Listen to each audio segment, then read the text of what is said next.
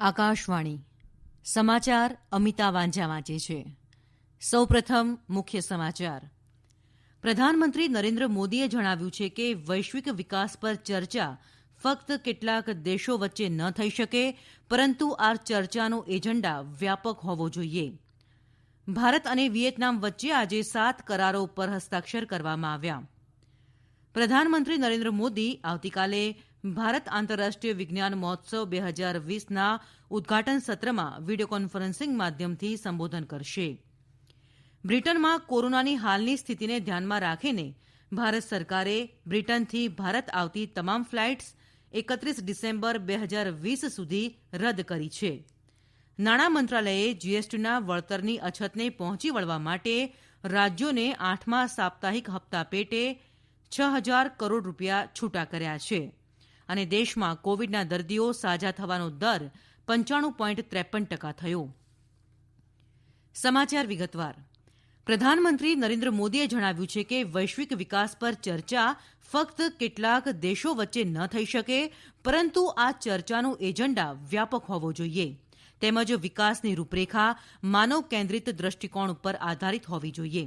આજે 6ઠ્ઠા ભારત જાપાન સંવાદ પરિષદમાં વીડિયો કોન્ફરન્સ માધ્યમથી સંબોધન કરતા પ્રધાનમંત્રી શ્રી મોદીએ આ મુજબ જણાવ્યું હતું.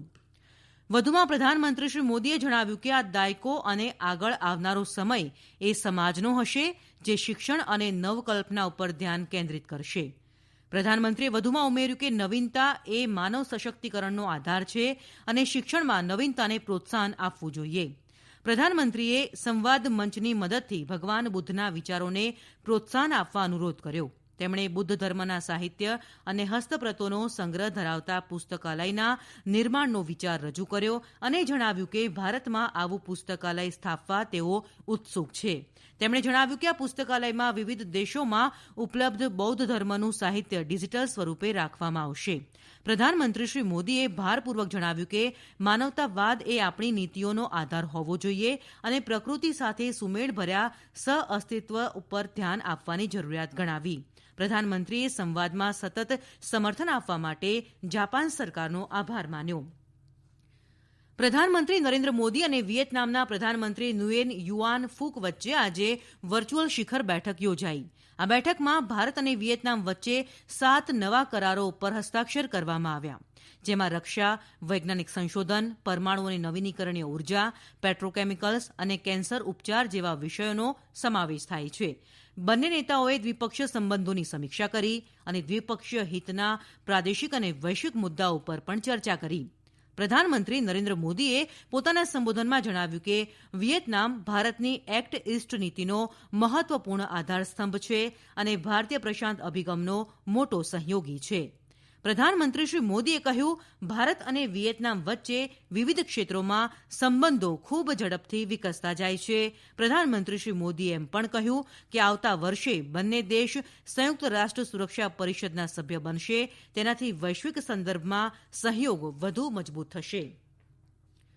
રાષ્ટ્રપતિ રામનાથ કોવિંદે ડોક્ટરોને અપીલ કરી છે કે તેઓ પોતાના જ્ઞાન અને કૌશલ્યનો ઉપયોગ માત્ર ને માત્ર પોતાની આજીવિકા માટે નહીં, પણ માનવતાની સેવા માટે પણ કરે. આજે લખનૌમાં કિંગ જ્યોર્જ ચિકિત્સા વિશ્વવિદ્યાલયના 16મા દીક્ષાંત સમારોહને વીડિયો કોન્ફરન્સના માધ્યમથી સંબોધતા રાષ્ટ્રપતિ શ્રી કોવિંદે આ મુજબ જણાવ્યું હતું. તબીબી વ્યવસાયમાં મહિલાઓની વધતી સંખ્યાઓ પર સંતોષ વ્યક્ત કરતા શ્રી કોવિંદે જણાવ્યું, જ્યોર્જ ચિકિત્સા વિશ્વવિદ્યાલયે આ દિશામાં પગલાં ભર્યા છે. દરમિયાન રાષ્ટ્રપતિ શ્રી કોવિંદે આ પ્રસંગે કોરોના યોદ્ધાઓના યોગદાનની સરાહના કરતા કહ્યું કે વિશ્વવિદ્યાલયના પૂર્વ અને વર્તમાન વિદ્યાર્થીઓ તબીબી ક્ષેત્રે ઉલ્લેખનીય કાર્ય કરી રહ્યા છે. પ્રધાનમંત્રી નરેન્દ્ર મોદી આવતીકાલે ભારત આંતરરાષ્ટ્રીય વિજ્ઞાન મહોત્સવ 2020ના ઉદઘાટન સત્રમાં વીડિયો કોન્ફરન્સિંગ માધ્યમથી સંબોધન કરશે. આ વર્ષનો વિષય વસ્તુ છે સર્જનાત્મકતા, વિશ્લેષણાત્મક ચિંતન અને વૈજ્ઞાનિક જ્ઞાનથી 21મી સદીમાં કૌશલ્યમાં વધારો કરવો. કેન્દ્રના વિજ્ઞાન અને ટેકનોલોજી વિભાગ તથા વિજ્ઞાન ભારતીના સંયુક્ત ઉપક્રમે ભારત આંતરરાષ્ટ્રીય વિજ્ઞાન ઉત્સવનું આયોજન કરવામાં આવે છે. દરમિયાન કેન્દ્રીય વિજ્ઞાન અને ટેકનોલોજી મંત્રી ડોક્ટર હર્ષવર્ધને ભારતીય વૈજ્ઞાનિકો દ્વારા વિવિધ ક્ષેત્રોમાં પ્રાપ્ત કરેલ સિદ્ધિઓનો ઉલ્લેખ કરતા જણાવ્યું કે દેશમાં વિજ્ઞાનને એક જાહેર આંદોલન બનાવવું જોઈએ. આજે દિલ્હીમાં ભારત આંતરરાષ્ટ્રીય વિજ્ઞાન ઉત્સવ 2020 સંબંધિત પત્રકાર પરિષદને સંબોધતા મંત્રી ડોક્ટર હર્ષવર્ધને આ મુજબ જણાવ્યું. વધુમાં ડોક્ટર હર્ષવર્ધને જણાવ્યું કે આ વિજ્ઞાન ઉત્સવ વિજ્ઞાન અને ટેકનોલોજીને લગતી માહિતીઓના પ્રસાર માટે એક મંચ પૂરું પાડશે, જેથી વિજ્ઞાન માટે યુવા પેઢીમાં રસરૂચિ વધશે. બ્રિટનમાં કોવિડ રોગચાળાની હાલની સ્થિતિને ધ્યાનમાં રાખીને ભારત સરકારે બ્રિટનથી ભારત આવતી તમામ ફ્લાઇટ્સ 31 ડિસેમ્બર 2020 સુધી રદ કરી છે. નાગરિક ઉડ્ડયન મંત્રાલયે કહ્યું છે કે આવતીકાલે 22 ડિસેમ્બરની મધ્યરાત્રિથી આ અમલવારી શરૂ થશે. મંત્રાલયે એમ પણ જણાવ્યું કે 22 ડિસેમ્બરે બપોરે 12 વાગ્યા સુધીમાં બ્રિટનથી ભારત આવનારા તમામ મુસાફરો માટે આરટી-પીસીઆર પરીક્ષણ ફરજિયાત રહેશે. નાણાં મંત્રાલયે જીએસટીના વળતરની અછતને પહોંચી વળવા માટે રાજ્યોને 6,000 કરોડ રૂપિયા 8મા સાપ્તાહિક હપ્તા પેટે છૂટા કર્યા છે, જેમાં 23 રાજ્યોને 5,516 કરોડ રૂપિયા ફાળવ્યા છે અને 3 કેન્દ્રશાસિત પ્રદેશો દિલ્હી, જમ્મુ કાશ્મીર અને પોંડિચેરી માટે 483 કરોડ રૂપિયા છૂટા કર્યા છે.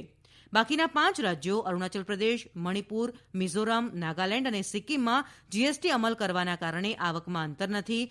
ભારત સરકારે જીએસટીથી આવનારી આવકમાં આશરે 1.10 લાખ કરોડ રૂપિયાની ખોટને પૂરી કરવા માટે આ વર્ષે ઓક્ટોબરમાં ઉધાર લેવા માટે એક ખાસ પ્રક્રિયા શરૂ કરી હતી.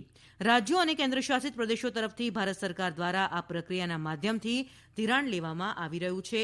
આ ઉધાર અંગેની પ્રક્રિયા 7 તબક્કામાં પૂર્ણ કરવામાં આવી છે. માહિતી અને પ્રસારણ મંત્રી પ્રકાશ જાવડેકરે કહ્યું છે કે સરકાર ખેડૂતોના કલ્યાણ અને કૃષિ ક્ષેત્રના વિકાસ માટે તમામ પ્રયત્નો કરી રહી છે. સરકાર કૃષિ માટે રાષ્ટ્રીય ઈ ગવર્નન્સ પ્રોજેક્ટને અપગ્રેડ કરીને કૃષિ ક્ષેત્રે નવી તકનીક લાવવાના દરેક શક્ય પ્રયત્નો કરી રહી છે. એક ટ્વીટમાં તેમણે કહ્યું કે કેન્દ્ર સરકારના આ પ્રયત્નોમાં ખેડૂતોનું કલ્યાણ અને કૃષિ ઉદ્યોગનો વિકાસ અગ્રતા પર છે. આ સમાચાર આપ આકાશવાણી પરથી સાંભળી રહ્યા છો. કર્ણાટકમાં સ્થાનિક સંસ્થાઓની ચૂંટણીના પ્રથમ તબક્કામાં 117 તાલુકાની 3,019 ગ્રામ પંચાયતોમાં આવતીકાલે મતદાન યોજાશે. 48,048 બેઠકો માટે 1,17,383 ઉમેદવારો ચૂંટણી જંગમાં છે. સવારે 7 વાગ્યાથી સાંજના 5 વાગ્યા સુધી મતદાન યોજાશે. રાજ્ય ચૂંટણી પંચે 22 અને 27 ડિસેમ્બરના રોજ 2 તબક્કામાં ચૂંટણી યોજવાનો નિર્ણય લીધો છે. બંને તબક્કામાં લગભગ 2 કરોડ 96 લાખ મતદારો 92,121 ગ્રામ પંચાયત સભ્યોની પસંદગી કરશે.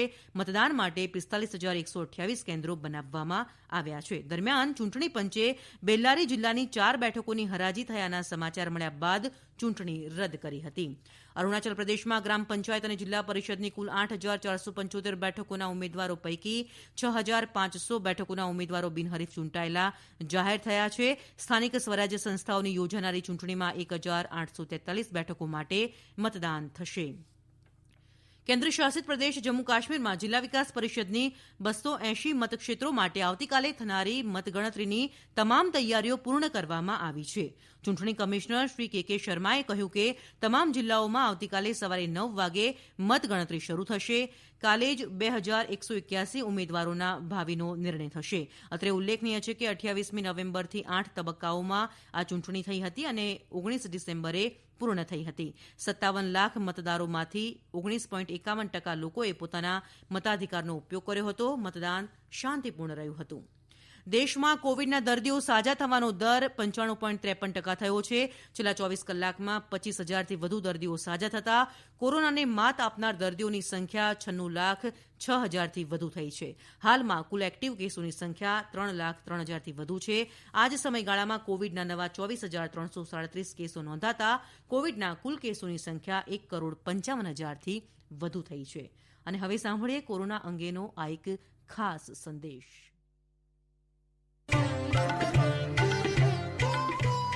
કોવિડથી બચવાના મહત્વપૂર્ણ 3 ઉપાય: માસ્ક પહેરો, 2 ગજનું સલામત અંતર જાળવો અને હાથ સાફ રાખો. અંતમાં મુખ્ય સમાચાર ફરી એકવાર.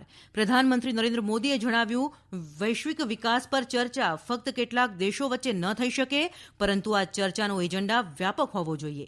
ભારત અને વિયેતનામ વચ્ચે આજે 7 કરારો પર હસ્તાક્ષર કરવામાં આવ્યા. આકાશવાણી પરથી સમાચાર પૂરા થયા.